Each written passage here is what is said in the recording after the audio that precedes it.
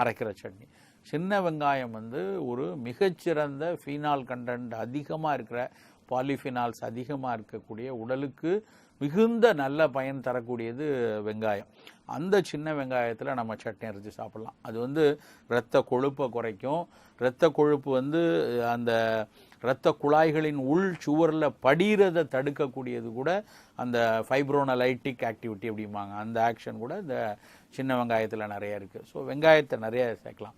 பொதுவாக என்ன செய்வாங்க அப்படின்னா, சின்ன வெங்காயத்தை சட்னி அரைக்கிறாங்கன்னா நிறைய எண்ணெயை போட்டு வதக்கி, நிறைய மிளகாவத்தில் போட்டு அதுக்கு சுவையை கூட்டுறேன்னு சொல்லி வெங்காயத்தினுடைய நல்ல பயனை பூரா கெடுத்துருவாங்க. அப்படி இல்லாமல் வெங்காயத்தினுடைய பயன் நமக்கு நிறைய கிடைக்கணும்னா அதை ரொம்ப வேக விடக்கூடாது, ரொம்ப அதனுடைய வதக்கி அதனுடைய நல்ல தன்மையை இழத்துடக்கூடாது. ஓரளவுக்கு அதனுடைய வெங்காயம் வந்து கொஞ்சம் பச்சை தன்மை இருக்கணும். அந்த சுவையை நாம் பழகணும்.